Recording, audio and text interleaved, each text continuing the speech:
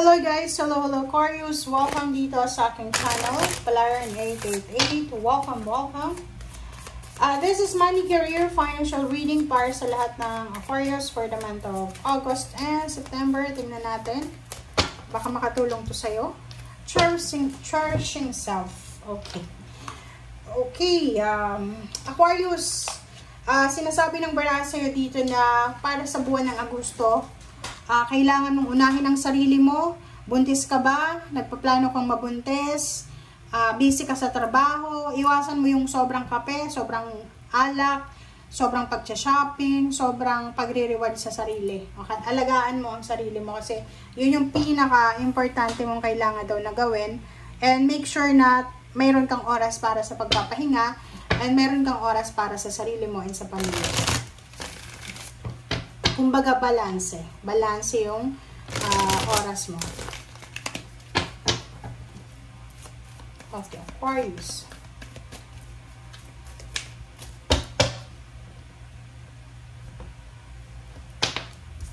Okay, heart chakra. Yun, kaya naman pala eh. So, nakikita ko sa'yo dito na parang masyadong busy yung Aquarius na to.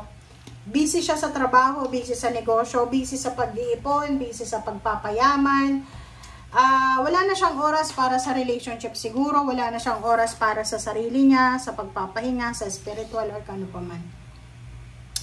Yung heart chakra, sinasabi ng baraha dyan na kailangan mong bigyan ng focus ang sarili mo, ang puso mo. Kailangan, yung reading natin dito, Aquarius, all about money, finances.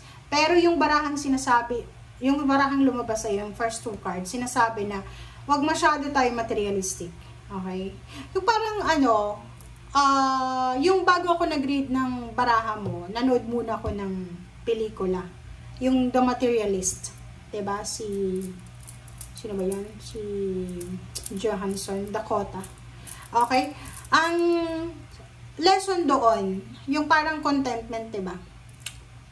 Contentment sa babae na nakatagpo siya ng lalaki na mayaman and akala niya magiging masaya siya because of the money kasi yung ex niya sobrang hirap na hirap sa buhay, ganito.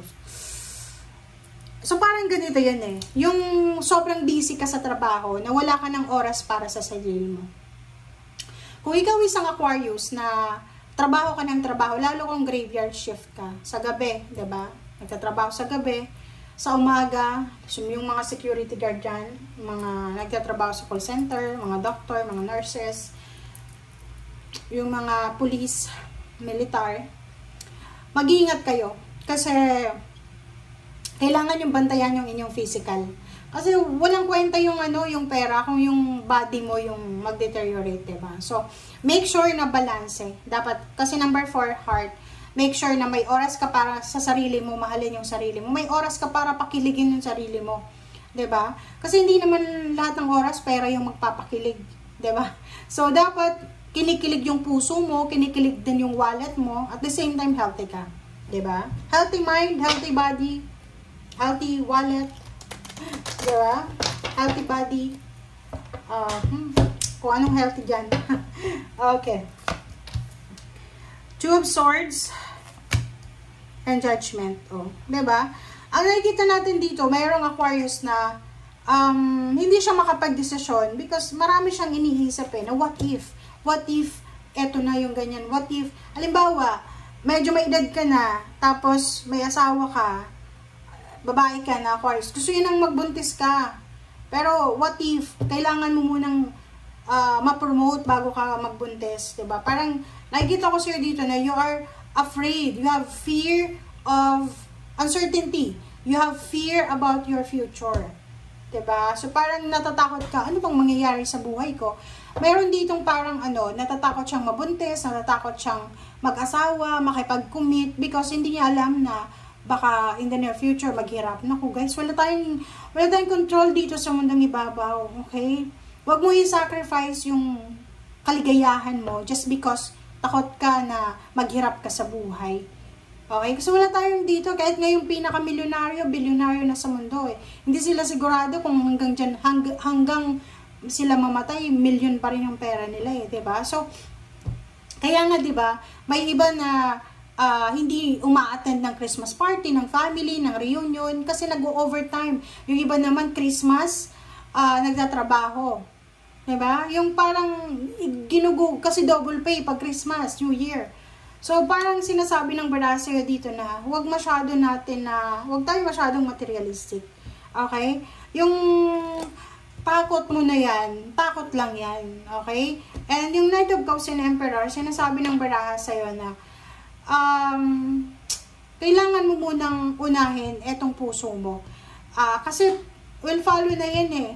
Pag maganda yung emotion mo, pag masaya ka, yung health mo, maganda din, 'di ba? Yung pera, nakakapagpasaya talaga sa tao. Pero, kung yung pamilya mo ay nag-aaway-away na, dahil, like, ikaw, may boyfriend ka or girlfriend, busy ka sa trabaho, wala kang oras, may third party na yung karelasyon mo, kasi wala ka namang oras sa kanya eh, 'di ba? So, parang ganon. So, nakikita ko siya dito na merong Aquarius na ayaw magbuntis because nag-wait siya dito ng authority, ng emperor, ng salary increase, higher position. Merong ayaw mag-asawa, merong ayaw na umuwi ng Pilipinas kasi gusto niya magtrabaho lang siya na magtrabaho, parang ganon. Okay, the emperor and the empress. Nandito yung emperor, nandito yung empress. So, sinasabi ng bara sa'yo dito na ihanda mong sarili mo, Aquarius, para sa new beginnings. It's either new job, new career, new source of income. There's a new beginnings, there's a change, transformation. So, may magbabago sa takbo ng iyong finances. So, yun, di ba? Sabi ko sa'yo, wala tayong control sa mga magbabago na yan. May travel plans. Nakikita ko sa'yo dito na kumalma ka. Like, may mga Aquarius na plano mong mag-abroad, kasi gusto mong kumita ng malaki, kumalma ka lang, okay? Kasi yung pera na yan, yung trabaho na yan, kung talagang para sa'yo yan. Huwag mong i-pressure yung sarili mo eh.